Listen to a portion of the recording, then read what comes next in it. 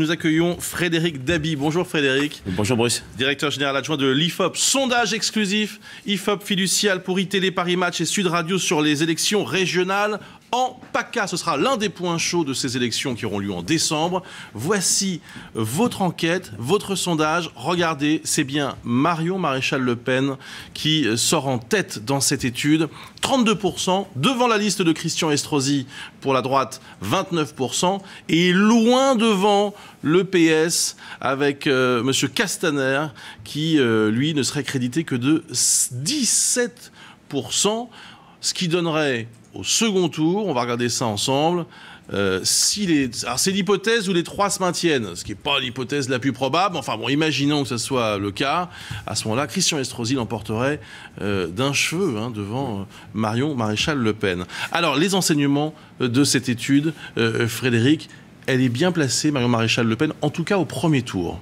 Oui, c'est vrai que c'est une des deux régions visées par le Front National avec le Nord-Pas-de-Calais-Picardie. On a une Marion Maréchal Le Pen qui arrive au premier tour en tête avec 32%. C'est le score qu'avait eu le FN avec Jean-Marie Le Pen aux élections européennes. C'est 8 points de plus que Marine Le Pen à l'élection présidentielle. C'est une zone force pour le Front National qui surperforme dans ses segments traditionnels. Plus de 50% dans les catégories populaires chez les jeunes.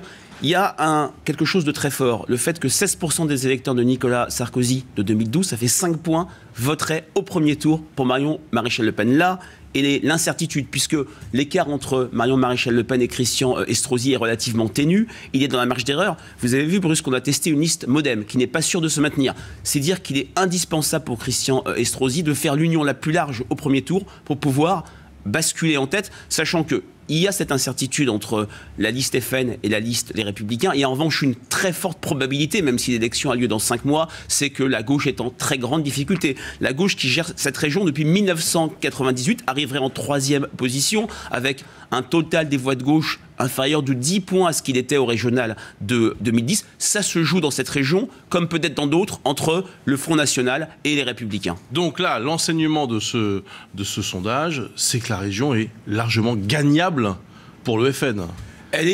C'est possible en tout cas, voilà. Il faut être extrêmement prudent, notamment sur le second tour. Le second tour est relativement fragile parce que, par définition, les personnes interrogées par l'IFOP et fiduciales ne connaissent pas les résultats du premier tour.